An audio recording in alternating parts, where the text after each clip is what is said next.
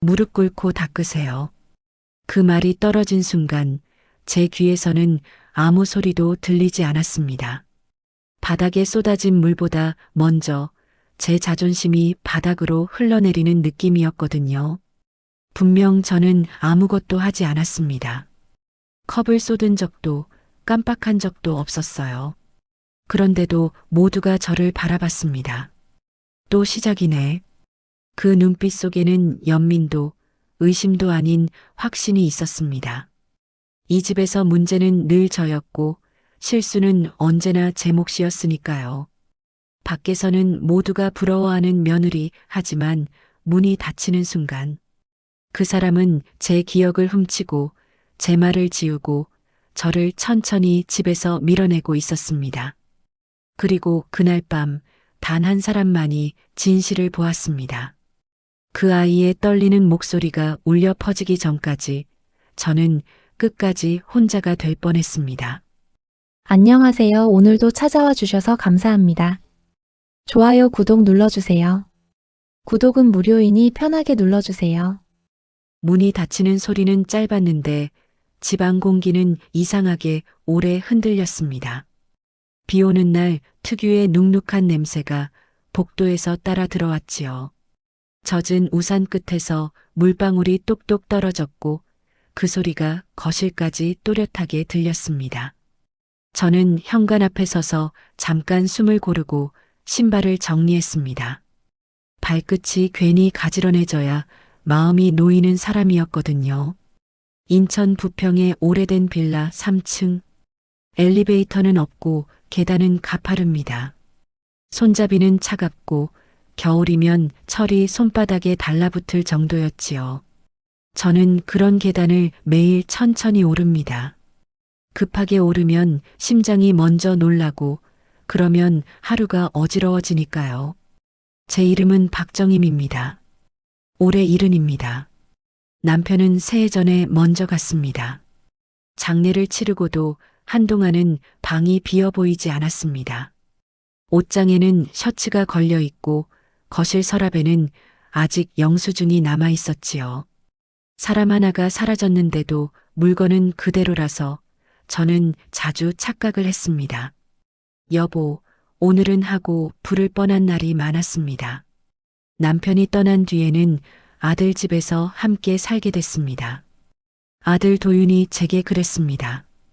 엄마, 혼자 있지 말고 같이 살자. 그때는 고마웠습니다. 말로는 괜찮다 했지만 밤이 되면 TV 소리도 없는 집이 얼마나 크고 조용한지 알았거든요. 도윤은 물류회사에 다닙니다. 퇴근 시간이 늘 일정하지 않습니다. 야근이 많고 회식도 잦습니다. 아들이 집에 늦게 들어오는 날이면 저는 먼저 밥을 먹고 밥솥을 닦고 국을 데워두고 방문을 조금 열어둡니다. 혹시 아들이 들어올 때 엄마자? 하고 부르면 바로 대답하려고요. 그런 사소한 준비가 저에게는 하루의 끝을 정리하는 방식이었습니다. 이 집의 공기가 바뀐 건 2년 전이었습니다. 도윤이 재혼을 했지요. 아들이 데려온 사람은 서지혜라는 여자였습니다. 처음 봤을 때 저는 그 사람이 너무 밝아서 오히려 눈이 시렸습니다. 말이 빠르고 웃음이 넓었습니다.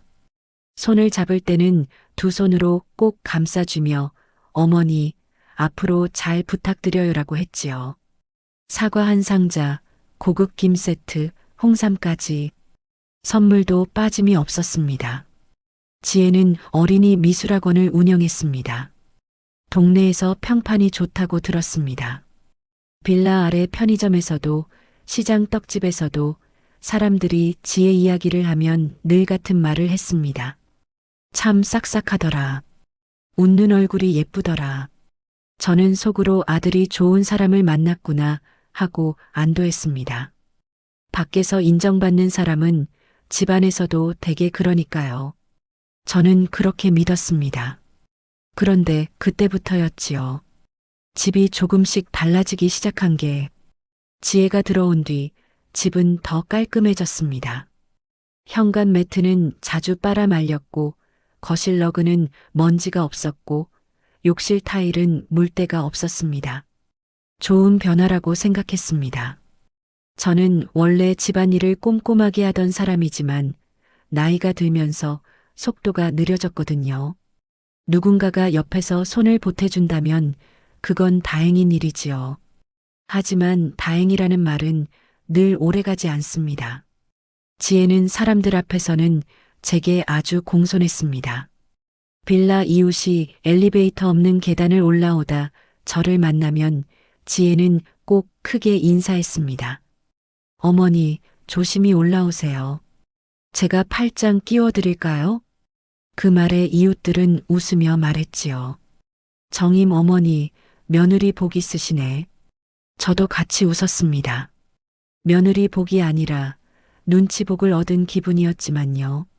저는 원래 집안에서 문제를 만들고 싶지 않은 사람이었습니다. 조용히 넘어가면 조용히 끝난다고 배웠습니다.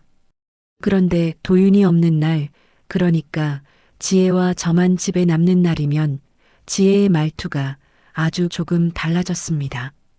아주 조금이라서 제가 예민해서 그렇다고 생각하기 쉬운 정도였지요. 문장이 짧아졌고 눈이 웃지 않았습니다. 웃음소리는 있는데 표정은 그대로인 순간이 늘었습니다. 어머니, 밥 드세요. 하고 말하면서도 시선은 이미 휴대폰 화면에 가 있었습니다. 저는 그걸 바쁜 사람의 습관이라고 스스로 설명했습니다. 설명이 가능해야 마음이 편해지니까요. 그 집에 또 한 사람이 있었습니다. 도윤의 첫 번째 결혼에서 태어난 아들, 준호였습니다. 준호는 대학생이었습니다. 집에서 말이 많지 않았지만 가끔 제 방문을 두드리고 묻곤 했지요. 할머니, 약 드셨어요? 할머니, 오늘은 날이 추워요. 난방 좀 올리세요. 그 말이 저는 이상하게 마음에 오래 남았습니다. 저는 준호가 밥을 잘 먹으면 마음이 놓였고 준호가 늦게 들어오면 괜히 창문을 한 번 더 닫았습니다. 도윤은 준호에게 미안함이 많은 아버지였습니다. 그래서인지 지혜의 말에 더 민감해 보이기도 했습니다. 지혜가 준호가 아직 마음이 어려운가 봐요라고 말하면 도윤은 금세 눈치를 봤습니다. 그래, 내가 더 잘해야지 하는 얼굴이었습니다. 저는 그때마다 한 발 물러났습니다. 제가 끼어들면 복잡해질 것 같았으니까요. 저는 평생을 그렇게 살아왔습니다. 크게 부딪히지 않고, 크게 요구하지 않고, 먼저 사과하고, 먼저 양보하면서요. 남편이 살아있을 때도 그랬습니다. 남편이 화를 내면 저는 조용히 물을 끓였습니다. 말로는 못 풀어도 따뜻한 국 한 그릇이면 기운이 풀리는 사람들도 있거든요. 저는 그렇게 집을 지켰습니다. 울어도 소리내 울지 않았고 억울해도 참았습니다. 참으면 편하다는 말이 제겐 습관이었습니다. 그런데 이상했습니다. 지혜가 들어온 뒤 제가 참아야 할 일이 늘어난 게 아니라 제가 틀린 사람이 되어가는 느낌이 들었거든요. 어느 날부터는 제가 불을 껐다고 생각한 방에 불이 켜져 있었습니다. 수도를 잠갔다고 생각했는데 물이 똑똑 떨어졌습니다. 가스밸브를 확인하고 또 확인했는데도 지혜는 어머니 또 안 잠그셨어요? 라고 말했습니다. 처음엔 제가 헷갈린 줄 알았습니다. 나이가 들면 그럴 수도 있지요. 하지만 반복되면 사람은 자신을 의심하게 됩니다. 저는 그 의심이 제일 무서웠습니다. 저녁이 되면 도윤이 돌아오기 전까지 집안이 조용해집니다. 그 조용함 속에서 저는 제 발소리까지 신경 쓰게 됐습니다. 냉장고 문을 여는 소리도, 수저 부딪히는 소리도, 괜히 크게 들리면 누군가가 어머니, 왜 그렇게 시끄럽게 하세요라고 말할 것만 같았거든요. 아무도 말하지 않았는데도요. 그러던 어느 날 지혜가 환하게 웃으며 말했습니다. 어머니, 요즘 자꾸 깜빡하시는 것 같아서요. 병원 한번 가보실래요? 그 말은 부드러웠습니다. 음료수에 얼음을 넣어 건네는 손도 다정했지요. 그런데 저는 그 순간 등 뒤에서 찬바람이 스치는 느낌을 받았습니다.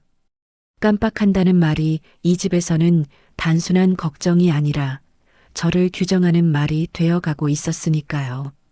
저는 대답하지 못했습니다. 대신 웃었습니다. 늙은 사람의 웃음은 가끔 방어막이 되지요.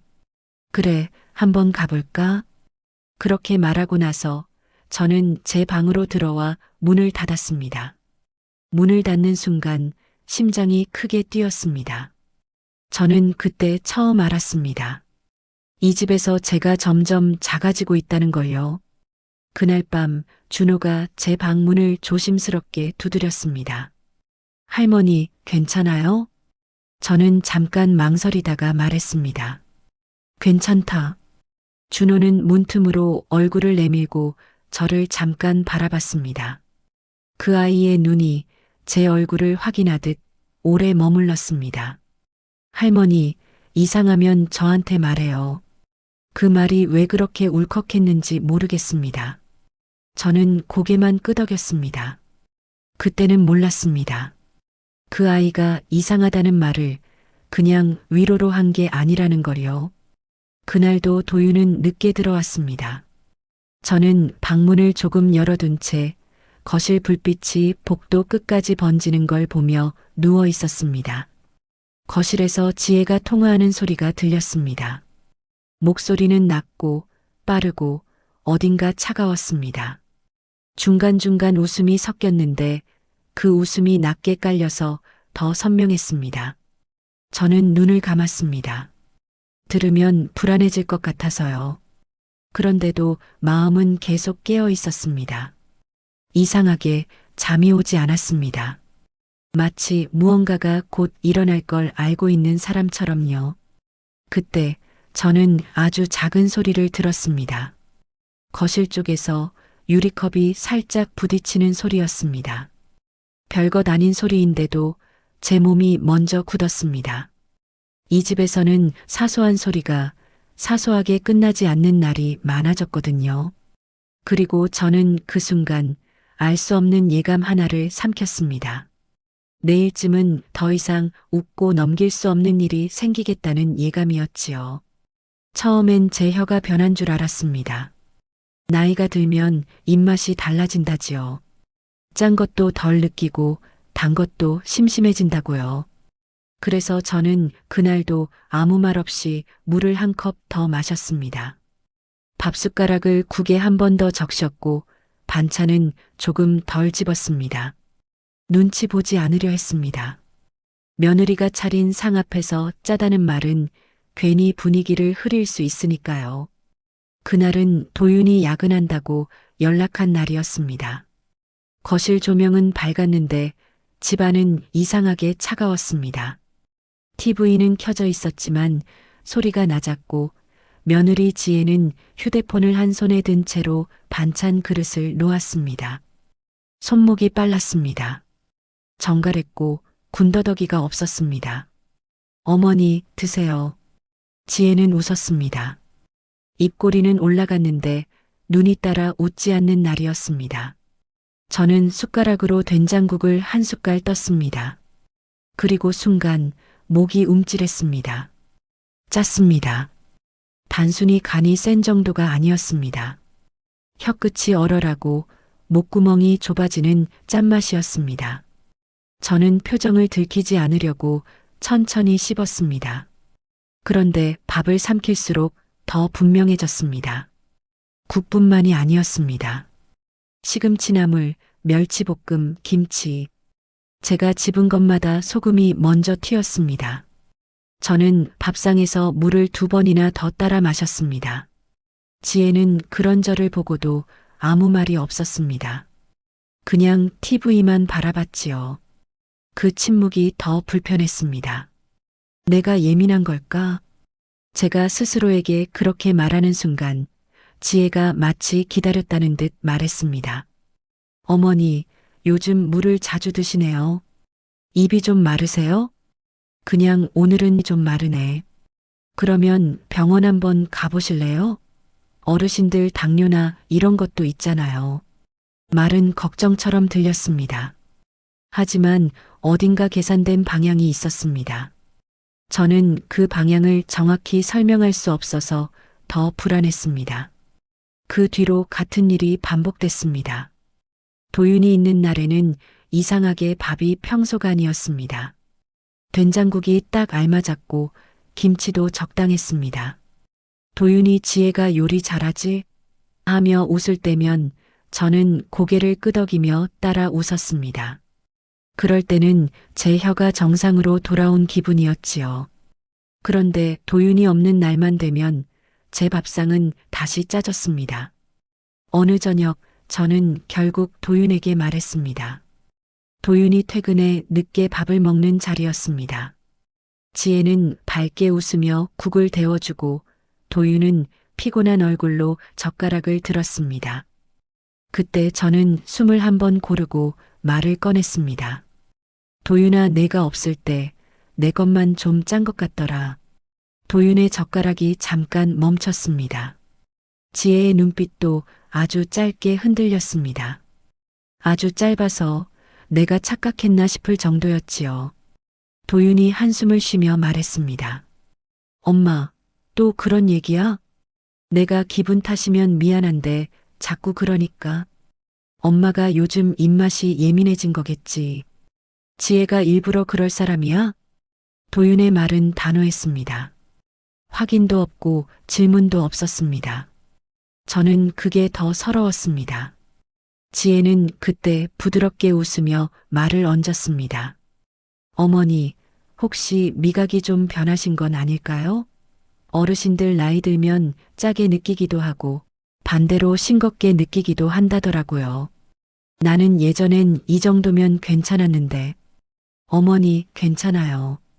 제가 더 신경 써볼게요. 신경 써볼게요. 그 말이 왜 그리 무섭게 들렸는지 모르겠습니다. 마치 내가 조절할 수 있다는 뜻처럼 들렸습니다. 그날 이후로 지혜는 더 자주 어머니 요즘 깜빡하시는 것 같아요라고 말하기 시작했습니다. 처음엔 사소한 것부터였습니다. 제가 분명 꺼놓은 줄 알았던 거실불이 켜져 있었습니다.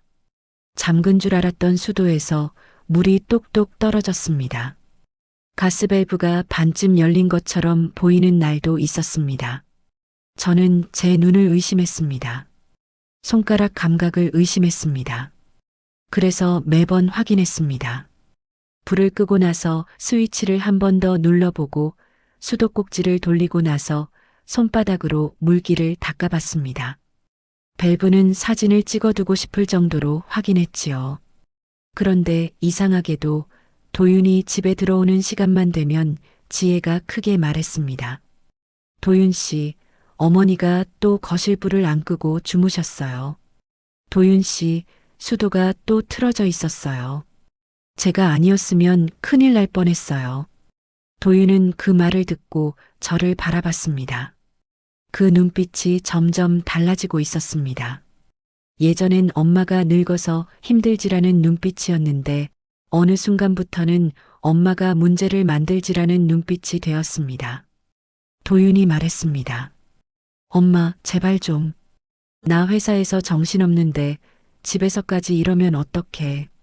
저는 입술을 달싹였습니다. 내가 안 했어라고 말하려다가 그 말이 더 초라하게 들릴까봐 삼켰습니다. 대신 고개를 숙였습니다. 미안하다. 그 말이 제 입에서 나오는 순간 속이 쓰렸습니다. 내가 하지 않은 일에 사과하는 게 익숙해진다는 게 이렇게 무서운 일이었구나 싶었습니다. 그 모든 과정에서 유일하게 표정이 변하는 사람이 있었습니다. 준호였습니다. 준호는 어느 날 저녁 제가 밥상에서 물을 또 마시자 조용히 제 반찬을 하나 집어 먹었습니다. 그리고 얼굴이 굳었습니다. 할머니, 이거 너무 짜요. 그 아이는 며느리 쪽을 보지 않았습니다. 대신 저를 봤습니다. 눈빛이 확인처럼 단단했습니다. 준호가 도윤에게 말한 날도 있었습니다. 도윤이 씻고 나온 뒤 준호가 거실에서 조용히 말했습니다. 아빠, 진짜로 할머니 것만 짜. 내가 먹어봤어. 도윤은 냉장고 문을 닫으며 말했습니다. 너는 할머니 편이니까 그렇게 느끼는 거야.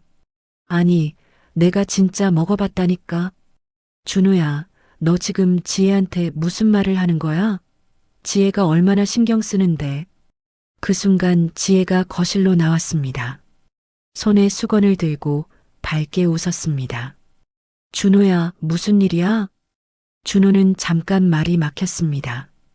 도윤의 표정이 이미 결론을 낸 얼굴이었으니까요. 준호가 조용히 말했습니다. 아니에요. 그냥.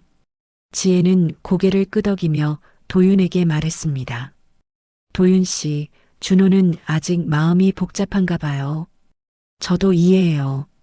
제가 더 조심할게요. 도윤은 그 말에 마음이 풀린 듯 했습니다. 그래, 지혜야. 내가 고생 많다. 그 장면을 옆에서 보던 저는 손끝이 차가워졌습니다. 말이 이렇게 사람을 만든다. 지혜는 아무것도 증명하지 않았는데도 고생하는 사람이 되었고, 저는 아무것도 하지 않았는데도 문제 있는 사람이 되어가고 있었습니다. 그날 밤 저는 제 방에서 혼자 앉아 손을 바라봤습니다. 주름진 손, 뼈가 도드라진 손. 이 손으로 평생 밥을 했고 아이를 키웠습니다. 그런데 이제는 이 손이 깜빡하는 손이 되어가고 있었습니다. 저는 제 기억이 아니라 사람들의 시선이 두려웠습니다. 특히 아들의 시선이요. 며칠 뒤 시장에서 만난 이웃이 제게 웃으며 말했습니다. 정임 어머니, 며느리가 어머니 병원도 모시고 가고 그런다면서요? 참 효부야, 효부. 저는 웃어야 했습니다. 웃지 않으면 이상한 사람이 될 테니까요. 그래, 뭐 지혜가 잘해. 그 말을 하며 저는 속으로 물었습니다. 나는 지금 잘해주고 있는 걸까? 아니면 잘해주는 척하는 걸까? 집으로 돌아오는 길, 계단을 오르다가 한 번 멈췄습니다. 숨이 찼습니다. 그런데 숨이 찬 게 계단 때문인지 마음 때문인지 구분이 안 됐습니다. 그날 저녁도 도윤은 늦었습니다. 지혜와 저, 그리고 준호, 셋이 밥상에 앉았습니다. 지혜는 여느 때처럼 정갈하게 음식을 놓았습니다. 저는 국을 한 숟갈 떴습니다. 그리고 또 짠맛이 올라왔습니다. 저는 그 순간 아주 작게 결심했습니다. 다음에 도윤이 없을 때 무슨 일이 생기면 나는 더 이상 사과하지 않겠다. 그러나 그 결심이 지켜질 수 있을지 저는 자신이 없었습니다. 왜냐하면 이 집에서는 제가 말하는 순간부터 제가 예민한 사람이 되어버리니까요. 밥을 마치고 설거지를 하려는데 거실에서 유리컵이 살짝 부딪히는 소리가 들렸습니다. 준호도 고개를 들었습니다. 지혜는 잠깐 멈칫했습니다. 그리고 곧 웃으며 말했습니다. 어머니, 제가 할게요. 주무세요. 그 말이 너무 부드러워서 저는 오히려 무서웠습니다. 부드러운 말 뒤에 무엇이 숨는지 저는 이제 조금 알 것 같았거든요. 그날 밤 준호가 제 방 문을 두드렸습니다. 할머니, 오늘도 짰어요? 저는 잠깐 멈췄다가 대답했습니다. 응, 조금. 준호가 이를 악물듯 말했습니다. 이상해요. 진짜 이상해요. 그때 저는 준호의 눈빛에서 처음으로 두려움이 아니라 확신을 받습니다. 그 아이는 이미 뭔가를 의심하고 있었습니다. 저는 그날 잠을 거의 못 잤습니다. 다음 날이 오면 이 집의 공기가 더 무거워질 것만 같았습니다. 비가 내리던 날이었습니다. 창문에 빗방울이 붙었다 떨어지기를 반복했고 빌라 복도에는 젖은 콘크리트 냄새가 퍼져 있었습니다. 저는 저녁 내내 창밖만 봤습니다. 도윤이 늦는다는 문자를 보내온 뒤였지요. 회식이 길어질 것 같아. 먼저 드시고 주무세요. 짧은 문장이었는데 그날은 유난히 차갑게 느껴졌습니다. 지혜는 밥상을 빨리 치웠습니다. 저는 국을 거의 손대지 못했습니다. 짠맛 때문인지 마음 때문인지 모르겠습니다. 준호도 말이 없었습니다. 밥그릇을 비운 뒤 젓가락을 가지런히 놓고 조용히 일어났지요. 그 아이는 방으로 들어가기 전에 잠깐 저를 봤습니다. 할머니, 무리하지 마요. 그 한마디가 그날 유일한 온기였습니다. 식탁 위를 닦고 싱크대에 그릇을 담갔습니다. 수도를 잠그고도 한 번 더 돌려봤습니다. 습관이 됐습니다. 내가 제대로 했나 확인하지 않으면 밤에 잠이 오지 않았거든요. 저는 가스밸브도 다시 확인했고 거실 스위치도 한 번 더 눌렀습니다. 그러고 나서야 손을 닦으며 부엌을 나왔습니다. 거실은 조용했습니다. TV는 켜져 있었지만 소리가 작았습니다. 지혜는 소파에 앉아 휴대폰을 보고 있었습니다. 화면을 내리며 웃기도 하고 가끔 짧게 고개를 끄덕이기도 했습니다. 저는 그 웃음이 누구에게 향하는지 늘 궁금했습니다. 집안에서는 제게 그렇게 웃지 않았으니까요. 어머니, 설거지 하셨어요?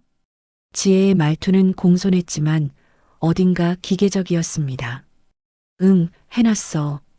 고생하셨어요. 이제 들어가 쉬세요. 저는 고개를 끄덕이고 제 방으로 가려 했습니다. 그때 거실 쪽에서 딸깍하고 유리 부딪히는 소리가 났습니다. 아주 작고 얇은 소리였습니다. 그 소리에 제 몸이 먼저 굳었습니다. 이유는 모르겠습니다. 그냥 이 집에서는 작은 소리가 큰 일이 되는 경우가 많았으니까요. 잠시 뒤 준호의 방문이 열리는 소리가 들렸습니다. 물을 마시러 나온 것 같았습니다. 저는 준호가 부엌으로 가는 발소리를 듣고 안심했습니다. 그런데 준호가 다시 멈추는 발소리가 들렸습니다. 거실 앞에서 멈춘 소리였습니다. 그리고 조용해졌습니다. 그 조용함이 이상했습니다.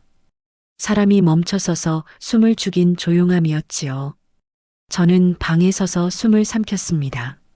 무슨 일이냐고 묻고 싶었지만 그럴수록 일이 커질 것 같아 입을 다물었습니다.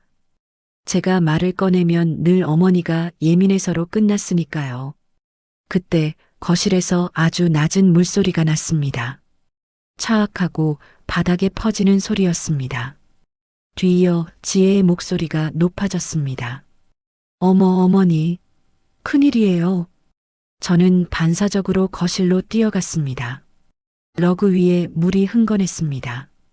유리컵은 옆으로 넘어져 있었고 물이 카펫 가장자리로 번지고 있었습니다. 저는 숨이 턱 막혔습니다. 물이 아니라 또 시작이구나 하는 생각이 먼저 들었지요. 지혜는 손으로 입을 가린 채 서 있었습니다. 표정은 당황한 듯 했지만 눈동자는 너무 또렷했습니다. 어머니가 아까 여기 지나가시다가 컵을 건드리신 것 같아요. 바닥이 다 젖었어요. 나 여기 안 지나갔는데.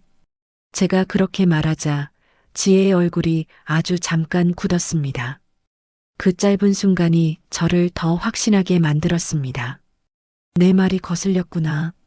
지혜는 곧바로 주방 쪽으로 걸어가더니 서랍을 열고 걸레를 꺼냈습니다. 그리고 제 손에 쥐어줬습니다. 빨리 닦으세요.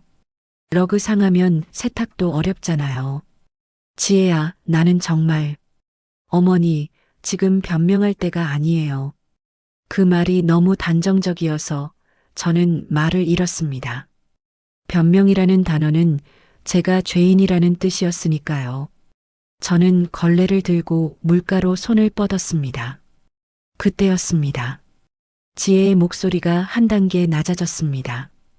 온도가 확 떨어지는 소리였습니다. 어머니, 그렇게 서서 닦으면 깨끗해지겠어요? 저는 고개를 들었습니다. 지혜가 저를 내려다보고 있었습니다. 입꼬리는 웃지 않았고 눈빛은 차가웠습니다. 제대로 하세요. 반성하는 마음으로요. 그리고 그 말을 했습니다. 무릎 꿇고 닦으세요. 그 순간 제 몸에서 피가 빠져나가는 느낌이었습니다. 물에 젖은 러그보다 제 마음이 먼저 젖었습니다. 서러움이 올라왔지만 눈물이 바로 나오지는 않았습니다. 저는 그 말이 청소가 아니라 복종이라는 걸 알아버렸거든요. 여기서 제가 무릎을 꿇는 순간 저는 다시는 일어날 수 없을 것 같았습니다. 저는 걸레를 쥔 손이 떨렸습니다. 내가 말이 끝나지 않았습니다. 혀가 굳었습니다. 지혜는 제 망설임을 보며 아주 짧게 웃었습니다. 그 웃음이 너무 얇아서 더 잔인했습니다. 그때 거실 문 쪽에서 거친 숨소리가 들렸습니다. 그만하세요. 준호였습니다. 준호는 얼굴이 하얗게 질려 있었습니다. 눈은 흔들렸지만 목소리는 또렷했습니다. 할머니는 아무것도 안 했어요. 물 쏟은 거 제가 봤어요. 지혜의 눈이 크게 떠졌습니다. 그 얼굴에 순간적으로 당황이 스쳤습니다. 하지만 지혜는 곧 표정을 바꿨습니다. 늘 그랬듯이요. 눈가를 살짝 내리고 억울한 사람처럼 입술을 떨었습니다. 준호야, 내가 지금 뭘 봤다는 거니? 준호는 한 걸음 앞으로 나왔습니다. 컵 기울인 거요. 일부러요. 문틈으로 다 봤어요. 준호의 손이 주먹 쥔 채 떨렸습니다. 저는 그 떨림이 분노인지 두려움인지 알 수 있었습니다.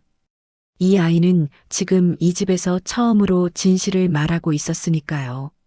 저는 준호를 말리고 싶었습니다. 괜히 나서지 마라. 그 말이 목 끝까지 올라왔습니다. 이 집에서는 진실이 늘 손해였으니까요. 하지만 준호는 물러서지 않았습니다. 오히려 저를 향해 고개를 돌렸습니다.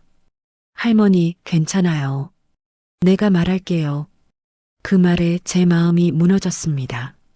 제가 해야 할 말을 이 아이가 대신 하고 있었습니다. 저는 평생 참는 법을 배웠는데 준호는 막는 법을 배운 아이 같았습니다. 지혜는 준호의 말을 듣고도 크게 흔들리지 않았습니다. 그게 더 소름이었습니다. 사람은 당황하면 목소리가 높아지는데 지혜는 오히려 낮아졌습니다. 준호야, 너 지금 흥분했구나. 내가 할머니를 좋아하는 건 알지만 이런 식으로 거짓말하면 거짓말 아니에요. 준호가 끊었습니다. 할머니를 치매처럼 만들지 마요. 그 말에 저는 숨이 멎는 줄 알았습니다. 준호는 제가 마음속으로만 삼키던 단어를 꺼냈습니다. 치매. 모두가 돌려 말하던 단어를요. 지혜의 눈빛이 잠깐 날카로워졌습니다. 아주 잠깐. 그리고 다시 부드러운 얼굴로 돌아왔습니다. 어머니, 준호가 많이 힘든가 봐요. 제가 괜히 자극했나 봐요. 지혜는 저를 보며 말했지만 그 말은 저를 위한 게 아니었습니다. 누군가에게 들려주기 위한 말이었지요.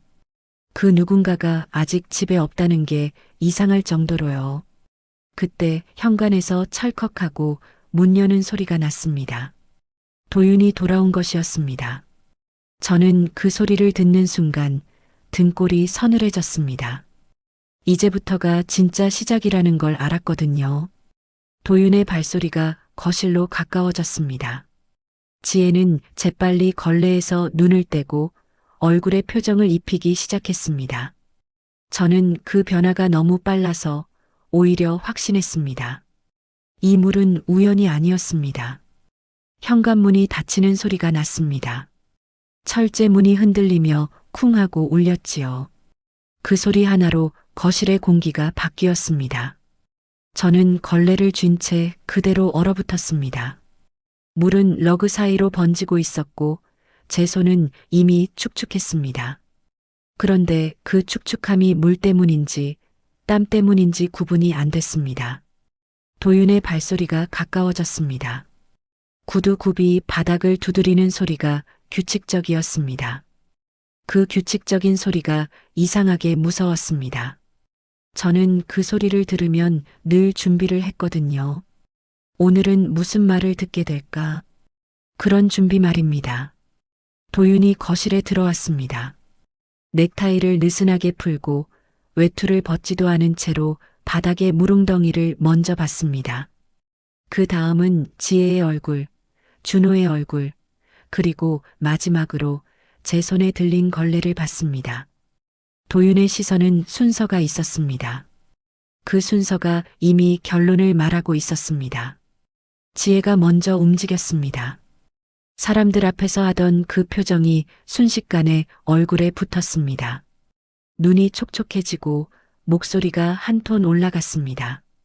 도윤 씨, 저 정말 깜짝 놀랐어요. 지혜는 가슴을 쓸어내리듯 손을 올렸습니다.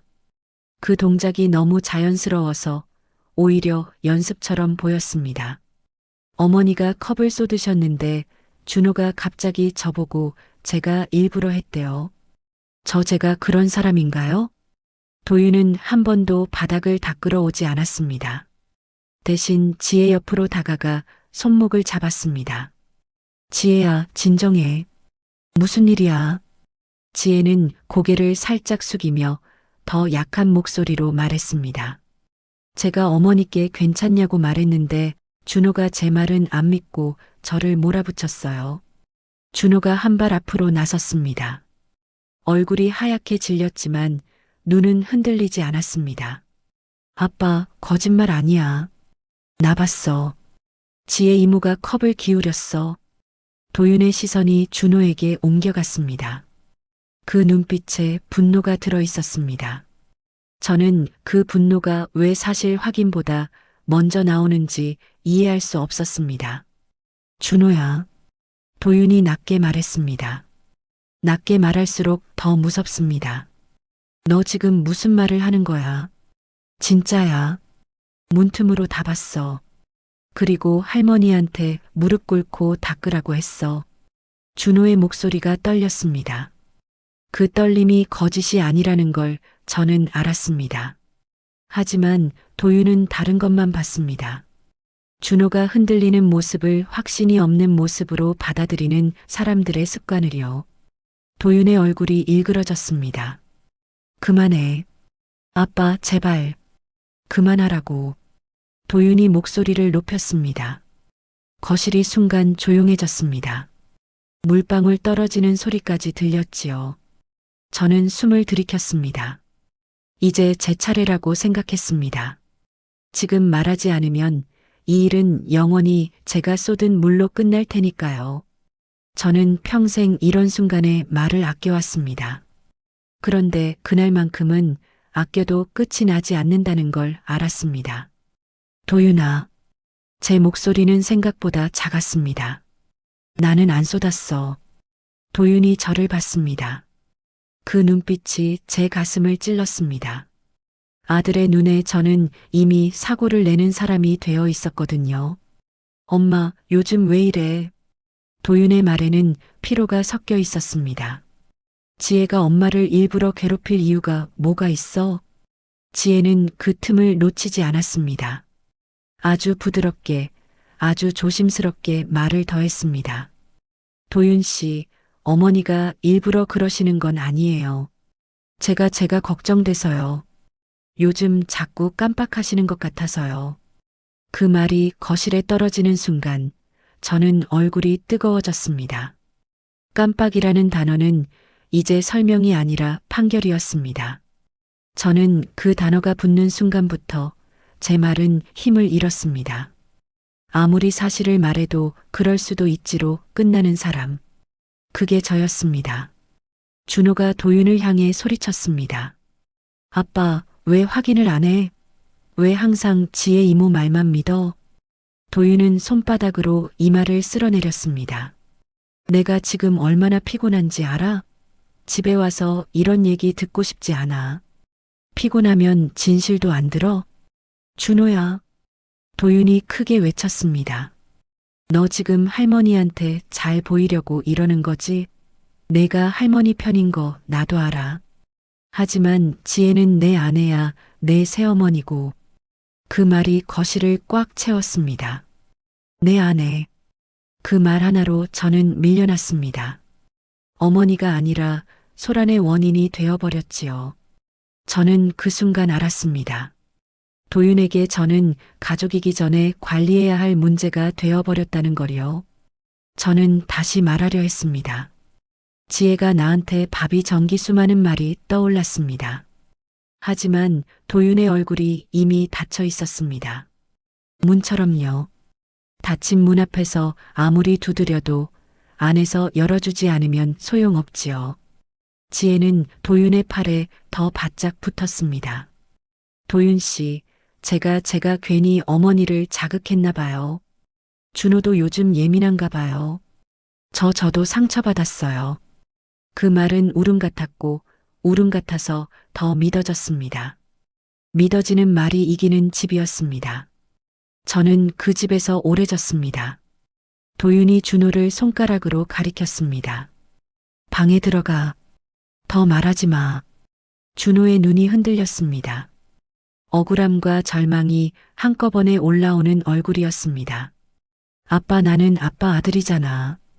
그 말이 나왔을 때 도윤의 얼굴이 아주 잠깐 멈췄습니다. 저는 그 순간을 봤습니다. 도윤의 마음이 아주 조금 흔들린 순간을요. 하지만 흔들림은 오래가지 않았습니다. 도윤은 더 큰 목소리로 덮어버렸습니다. 됐고, 들어가. 준호는 입술을 꽉 다물었습니다. 눈에 눈물이 고였지만 참았습니다. 저는 그 아이가 참는 게 더 아팠습니다. 제가 평생 했던 참음을 저 아이가 지금 하고 있었으니까요. 그때 준호가 저를 봤습니다. 그리고 아주 짧게 고개를 끄덕였습니다. 할머니, 더 이상 말하지 마요라는 뜻처럼 보였습니다. 준호는 제 손을 잡았습니다. 젖은 걸레를 쥔 손이 아니라 제 손목을 단단히 잡았습니다. 할머니, 가요. 그 말이 너무 조용해서 처음엔 제가 잘못 들은 줄 알았습니다. 어딜? 여기 있으면 할머니 계속 이런 취급받아. 준호의 목소리는 떨렸지만 단단했습니다. 저는 준호 손의 힘을 느꼈습니다. 그 힘이 없었다면 저는 또 고개 숙이고 미안하다를 했을 겁니다. 도윤이 놀란 얼굴로 우리를 봤습니다. 뭐야, 어디가? 준호는 도윤을 보지 않았습니다. 대신 제 손을 더 세게 잡고 말했습니다. 아빠, 난 이제 여기 못 있어. 그 말이 도윤의 가슴을 때렸는지 도윤은 잠깐 말이 막혔습니다. 지혜는 그 틈에 다시 끼어들려 했지만 준호는 멈추지 않았습니다. 저는 마지막으로 거실을 한번 봤습니다. 제가 평생 지키려고 했던 집, 그 집에서 저는 지금 걸레를 들고 서 있었습니다. 그리고 제 아들은 제 편이 아니었습니다. 그 현실이 너무 선명해서 오히려 마음이 차분해졌습니다. 이상하지요. 사람은 마지막에 이르면 오히려 조용해집니다. 준호가 제게 말했습니다. 할머니, 우리 나가요. 지금. 저는 작게 고개를 끄덕였습니다. 그래. 그 한마디를 하는데 가슴이 떨렸습니다. 떠나는 건 용기지만 떠난 뒤가 더 무섭지요. 그런데도 그날은 무서움보다 확신이 컸습니다. 여기서 더 버티면 저는 언젠가 정말로 깜빡하는 사람이 되어버릴 것 같았습니다. 거짓이 진실이 되는 집에서는 사람도 그렇게 바뀌니까요. 현관 쪽으로 걸어가며 도윤의 목소리가 뒤에서 따라왔습니다. 엄마, 지금 이게 무슨... 저는 뒤돌아보지 않았습니다. 준호도 뒤돌아보지 않았습니다. 이 집에서 저는 이미 있어도 없는 사람이 되어 있었으니까요. 문을 닫고 나왔을 때 밤 공기가 얼굴을 스쳤습니다. 차가웠지만 숨은 쉬어졌습니다. 빌라 계단을 내려오며 저는 몇 번이나 발을 멈췄습니다. 혹시 뒤에서 도윤이 부르지 않을까? 혹시 준호의 손을 놓치지는 않을까? 그런데 아무 소리도 들리지 않았습니다. 그 침묵이 오히려 분명했습니다. 우리는 이미 그 집의 바깥에 와 있었습니다. 비는 잦아들었고 길바닥에는 가로등 불빛이 길게 늘어졌습니다. 준호는 제 손을 놓지 않았습니다. 손바닥이 뜨거웠습니다. 저는 그 온기를 따라 걷기만 했습니다. 말은 거의 하지 않았습니다. 말이 필요 없는 순간이 있다는 걸 그날 처음 알았습니다. 역 근처 작은 모텔에 들어가 하룻밤을 보냈습니다. 방은 좁았고 벽지는 오래되어 있었고 침대에서는 소독약 냄새가 났습니다. 그래도 저는 그날 처음으로 깊게 숨을 쉬었습니다. 누군가의 눈치를 보지 않고 누군가의 말을 기다리지 않고요. 새벽에 한번 깼을 때 옆방에서 들려오는 준호의 숨소리를 듣고 다시 눈을 감았습니다. 이 아이와 함께라면 오늘은 버틸 수 있겠다. 그렇게 생각했습니다. 다음 날 아침 준호가 먼저 말을 꺼냈습니다. 할머니, 우리 방 구해요. 저는 놀라서 고개를 들었습니다. 내 학교는 생활비는 알바 늘릴게요. 이미 편의점이랑 물류센터 알아봤어요. 그 말이 너무 담담해서 저는 울컥했습니다. 아이가 아니라 어른처럼 들렸거든요. 내 인생을 할머니 때문에 망치면 안 된다. 망치는 거 아니에요. 선택이에요. 방을 구하는 일은 쉽지 않았습니다. 그래도 준호는 포기하지 않았습니다. 낮에는 학교, 저녁에는 알바, 틈틈이 전화와 발품. 저는 그 모습을 보며 마음이 무거워졌다가 또 단단해졌습니다. 이 아이 앞에서 더 이상 작아질 수는 없겠다고 생각했거든요. 며칠 뒤 시장 뒤편의 오래된 원룸을 보게 됐습니다. 작았지만 햇볕이 잘 들었습니다. 창문을 열면 바람이 바로 들어왔고 무엇보다 조용했습니다. 집주인은 말수가 적었습니다. 불편한 건 고쳐드릴게요. 그 한마디가 고마웠습니다. 저는 그 집을 보며 알았습니다. 크기보다 중요한 게 있다는 걸요. 짐은 많지 않았습니다. 옷 몇 벌, 약 봉투, 남편 사진 한 장. 그 사진을 액자에서 꺼내 가방에 넣으며 저는 잠시 멈췄습니다. 당신이라면 지금의 나를 이해해 줄까? 대답은 없었지만 마음은 이상하게 가벼웠습니다. 그 집에서 첫 저녁을 먹었습니다. 준호가 끓인 라면이었습니다. 국물은 조금 싱거웠습니다. 저는 웃으며 말했습니다. 싱겁다. 준호가 당황했습니다. 다시 끓일까요? 아니다. 이 정도가 좋다. 그날 저는 물을 더 마시지 않았습니다. 혀가 편안했습니다. 그 사실 하나로도 눈물이 날 뻔했습니다. 며칠 뒤 도윤에게서 전화가 왔습니다. 화면에 이름이 떴을 때 심장이 잠깐 빨라졌습니다. 받지 말까 망설이다가 받았습니다. 엄마 어디야? 여기서 산다. 지혜는? 저는 잠깐 숨을 고르고 말했습니다. 도윤아, 내가 믿은 말들이 무엇이었는지 이제는 내가 확인해라. 그는 더 말하지 않았습니다. 저도 더 말하지 않았습니다. 전화를 끊고 나서 저는 이상하게 흔들리지 않았습니다. 미련이 아니라 경계가 생긴 느낌이었습니다. 준호는 그날 밤 제게 물었습니다. 할머니, 무섭지 않아요? 무섭다. 그런데 왜 괜찮아 보여요? 저는 잠시 생각하다 대답했습니다. 여기서는 내가 틀린 사람이 아니니까. 시간이 지나며 생활은 조금씩 자리를 잡았습니다. 저는 아침에 창문을 열고 화분에 물을 주고 시장에 다녀왔습니다.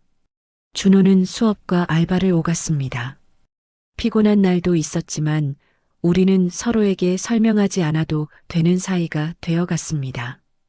오늘은 힘들다고 말하지 않아도 밥상 위에 국을 하나 더 얹는 것으로 충분했습니다.